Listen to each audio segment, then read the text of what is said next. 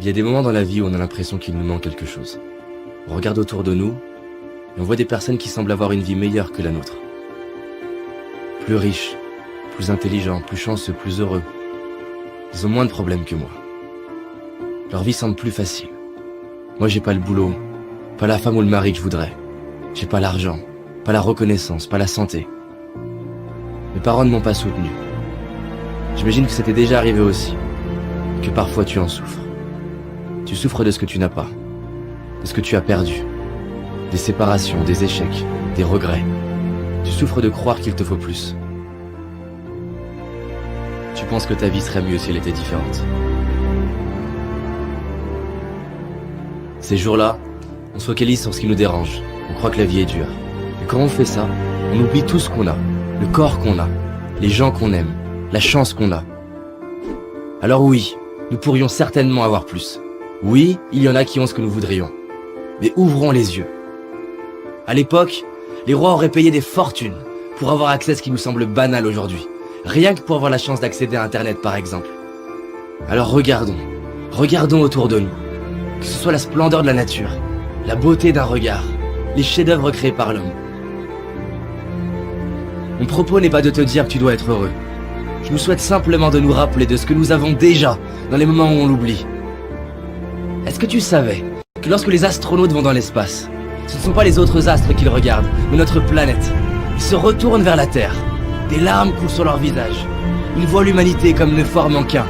Plus de barrières, ni de frontières. Si je te parle de ça, c'est parce que près de 50 études très sérieuses sont arrivées à la conclusion que la pratique de la gratitude est un des moyens les plus efficaces pour notre bien-être. Tu as certainement déjà remarqué comme on se rend compte de la valeur des choses une fois qu'on ne les a plus. Alors c'est ça la solution? Il faut perdre ce qu'on a pour l'apprécier? Imagine que là, subitement, tu perdes la vue, tu n'entends plus, ou que tu perdes ce que tu aimes le plus. Comment te sentirais-tu? Et imagine qu'un an après, on t'annonce que tu les retrouves. Sincèrement, ce serait pas le plus beau jour de ta vie? Bah, j'ai une bonne nouvelle. Ce que tu aurais cru perdre, tu l'as aujourd'hui. Alors stop à tous ces mensonges qu'on ose croire. Stop aux regrets qui me font croire que c'était mieux avant. Stop à la comparaison qui me fait croire que ce serait mieux autrement. Stop à l'impatience qui me fait croire que ce sera mieux plus tard. Et décidons d'ouvrir nos yeux et d'apprécier la magie de la vie. Je te propose de respirer avec moi, de fermer les yeux, de laisser défiler les personnes déjà présentes dans ta vie et pour qui tu ressens de l'amour. Prends le temps de voir leur visage, leur expression bien à elles, leur regard, le son de leur voix. Tu peux même retrouver des moments où tu vois l'amour qu'ils te portent à travers un regard, un geste, une attention, des paroles. Tu peux toi-même voir ou sentir ces moments dans ta vie où ton cœur était rempli d'amour à la vue d'une personne, d'un paysage. Retrouve comme ça te fait du bien de sentir cet amour qu'il y a déjà en toi. Tu peux ouvrir les yeux et sache que tu mérites de t'aimer tel que tu es. Et que tu le comprennes ou non, tu es aimé toi aussi. Et réaliser ce qu'on a, c'est honorer ceux qui ont été présents pour nous. C'est honorer les personnes qui nous ont inspirés. Les artistes, les professeurs, les architectes, les écrivains. C'est honorer tous ces ouvriers, ces ingénieurs, ces entrepreneurs, ces salariés. Tous ceux et celles qui ont mis leur talent au service de l'humanité. C'est honorer nos moments de joie, nos fous rires, nos moments de connexion, nos victoires, nos réussites, nos accomplissements. Alors merde à toutes les histoires qu'on peut se raconter, comme quoi on n'a pas de chance, si on a de la chance. Gratitude à mes parents de m'avoir donné la vie, à ma famille, mes amis pour leur présence.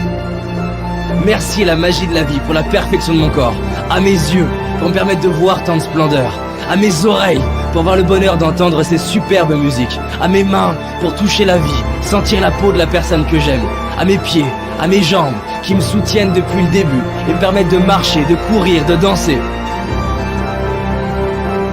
Tu n'as peut-être pas tout ce que j'ai cité, mais tu en as au moins une, et rien que celle-ci, combien elle vaut? Il y a aussi toutes ces choses qui peuvent nous paraître banales et qui pourtant sont si précieuses. Gratitude d'avoir l'eau courante, l'électricité, un toit, des vêtements. Gratitude aux réalisateurs pour leurs films qui nous touchent et nous font vibrer, à ces sportifs qui nous inspirent et nous donnent envie de nous dépasser. Nous sommes tellement chanceux de pouvoir profiter des talents de tant de personnes. Merci à tous ces inconnus qui contribuent par leur simple présence, leur simple travail, à rendre notre vie plus facile. Aujourd'hui, je décide de dire merci. Je décide d'ouvrir les yeux sur la chance d'avoir la vie que j'ai. Je décide d'honorer tout ce que la vie me donne depuis ma naissance.